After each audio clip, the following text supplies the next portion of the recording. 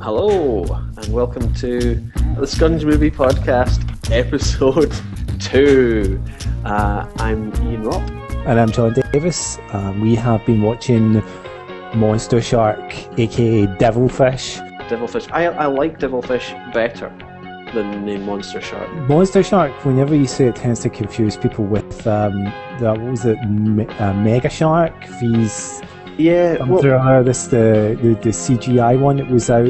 Yeah, Mega Shark versus Giant Octopus is what it was called, which is even more confusing because this Monster Shark is actually an octopus.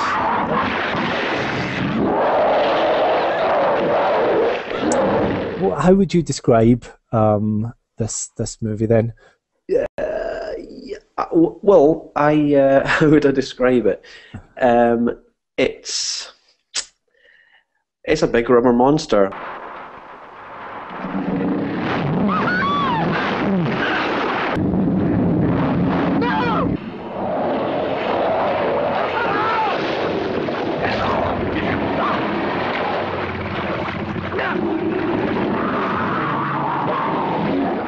It was made in '84. It was directed by a guy called Lamberto Bava, the son of Mario Bava. Lamberto is also got a bit of a classic under his belt himself, because straight after making this movie, this Monster Shark movie, the next year he made Demons, which is a bit of a cult classic, and really, if you haven't seen Demons, then you just switch us off and go and watch Demons.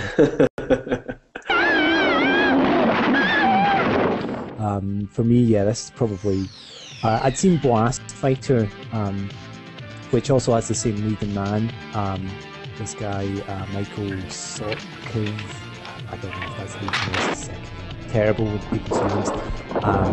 But yeah, this is pretty much this guy. He's quite distinctive once you've seen him.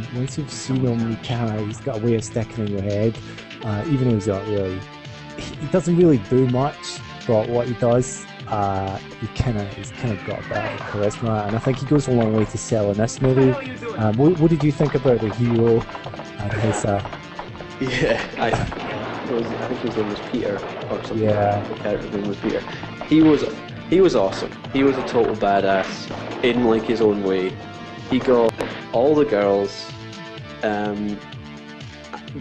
without really doing anything, and and all he wanted was a holiday, which I quite like in like a character's goal. There's nothing kind of driving him more than he wants a holiday, but he seems to be like really dedicated to his friends.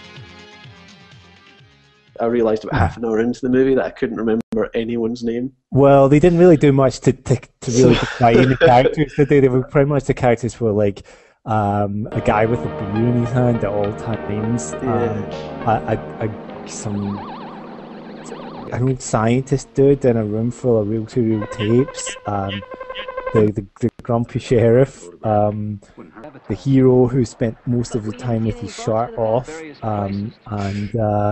And then just this kind of assortment of females that were just basically kind of, and they didn't really do anything except for just be there to be canon fodder. Really, they were like, the female characters were pretty disposable. They ended up getting there was a few deaths in this. A minute ago I was trying to work out what the actual body count in this movie was, and I couldn't do it because I realised I'd kind of stopped paying attention to people dying in the last few minutes, because just all of those guys in the green outfits just getting become a bit of a kind of it just counts down on them.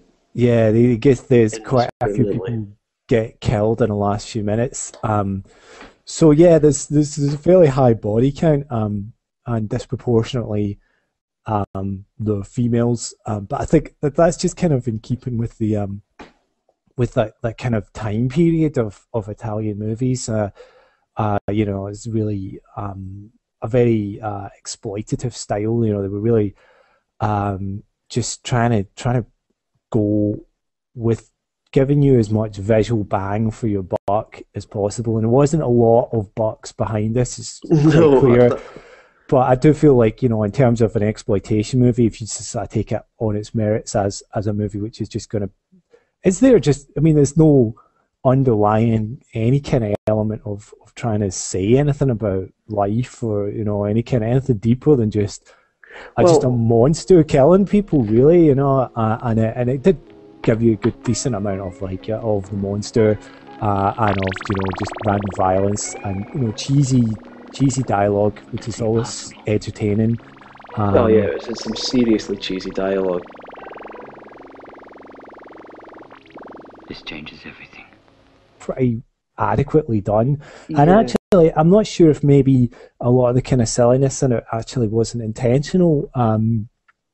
It's hard to believe it wasn't intentional in some places because it was very silly. There was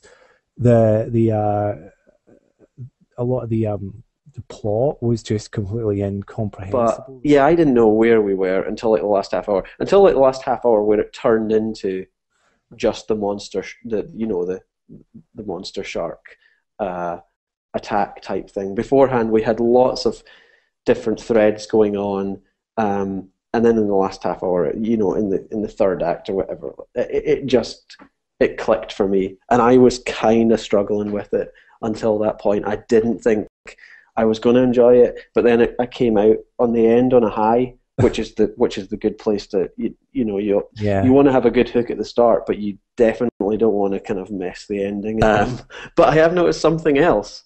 I think, and I could be really wrong, I think the director is one of the characters, or he definitely is in it. He definitely makes an appearance. I've been trying to figure out who the guy is, or who the character is.